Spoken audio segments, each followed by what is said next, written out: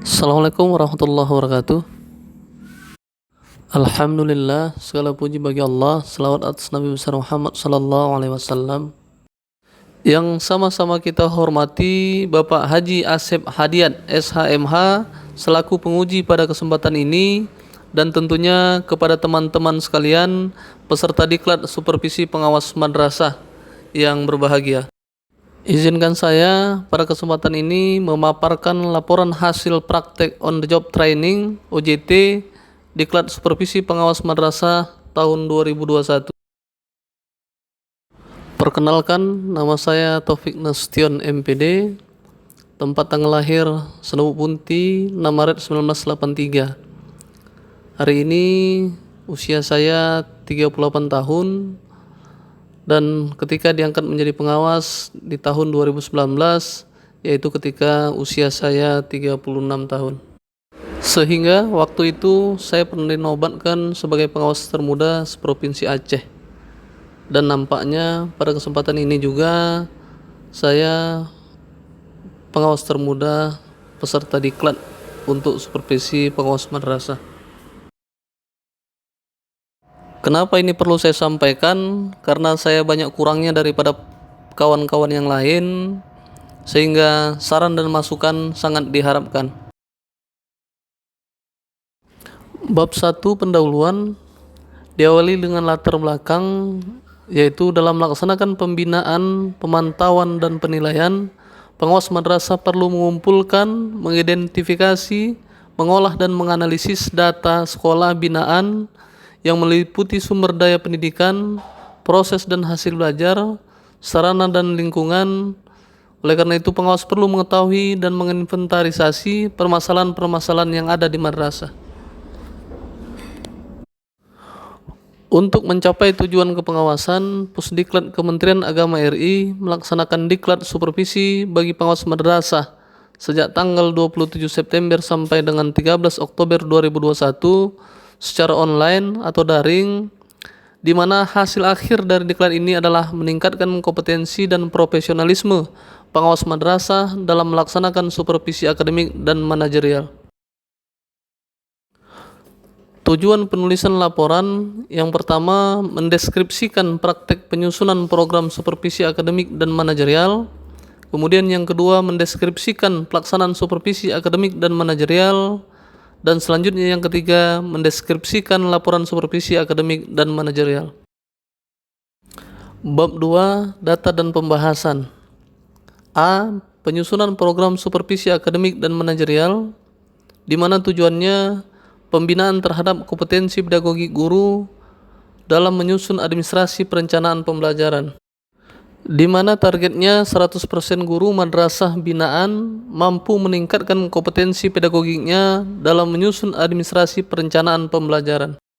Sebenarnya bukan hanya itu, kita pengawas juga langsung melatih guru-guru memahami IT secara baik, sehingga guru-guru dapat membuat dan menggunakan video-video pembelajaran seperti yang saya tampilkan ini, yaitu dengan menggabungkan dua buah aplikasi, yaitu aplikasi Plotagon dan Google Form.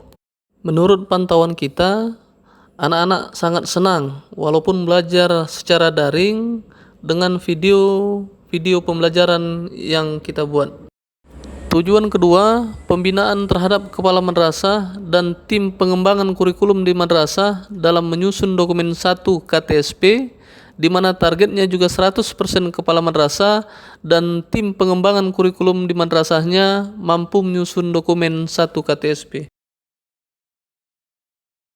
B. Pelaksanaan supervisi akademik dan manajerial. Pelaksanaan supervisi akademik dan manajerial dilaksanakan di madrasah binaan sebanyak 7 satuan pendidikan dengan guru sebanyak 150 orang.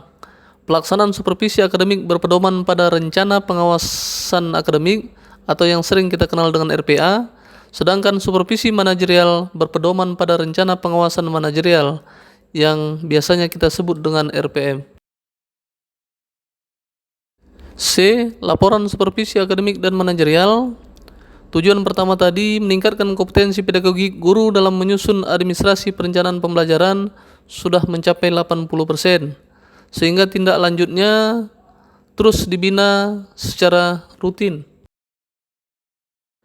Tujuan kedua, meningkatkan kompetensi kepala madrasah dan tim pengembangan kurikulum dalam menyusun dokumen 1 KTSP sedikit di bawah tujuan pertama, yaitu sudah capaian 70%, dan tindak lanjut juga sama, terus dilakukan kegiatan rutin untuk pembinaan kepala madrasah. Bab 3 penutup.